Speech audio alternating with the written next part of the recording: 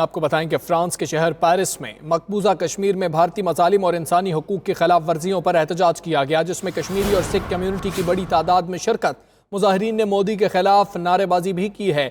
واضح رہے کہ مودی اس وقت پیرس میں ہی موجود ہیں۔ فرانس کے شہر پیرس میں مقبوضہ کشمیر میں بھارتی مظالم اور انسانی حقوق کی خلاف ورزیوں پر احتجاج کیا گیا، جس میں کشمیری اور سکھ کمیونٹی کی بڑی تعداد میں شرکت۔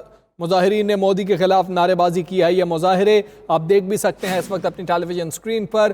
یہ فرانس کا شہر پیرس ہے، جہاں مقبوضہ کشمیر میں بھارتی مظالم اور انسانی حقوق کے خلاف ورزیوں پر احتجاج کیا گیا ہے۔ مظاہرین کی جانب سے پلے کارڈز بھی اٹھا رکھے ہیں، پاکستان اور آزاد کشمیر کا جھنڈا بھی اٹھائے ہوئے ہیں مظاہرین، پلے کارڈز اٹھائے ہوئے ہیں۔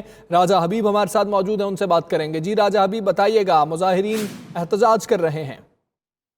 جی بالکل، بھارتی وزیراعظم نریندر مودی فرانسیسی دارالحکومت پیرس میں ہیں اور اس وقت پیرس میں یونیسکو کے دفتر کے سامنے مقبوضہ کشمیر میں بھارتی ظلم و ستم اور انسانی حقوق کی خلاف ورزیوں کے خلاف ایک زبردست احتجاجی مظاہرہ جاری ہے۔ مظاہرین مودی کے خلاف نعرے بازی کر رہے ہیں اور مطالبہ کر رہے ہیں کہ مقبوضہ کشمیر میں انسانی حقوق کی خلاف ورزیاں بند کی جائیں۔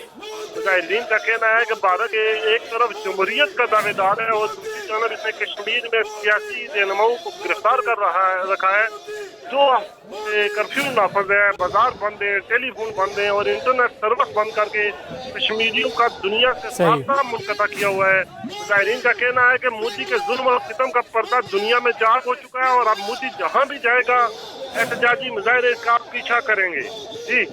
جی ٹھیک ہے، مظاہرین نریندر مودی کے خلاف نعرے بازی کر رہے ہیں۔ راجہ حبیب، آپ ہمیں آگاہ کر رہے تھے، آپ کا بہت شکریہ۔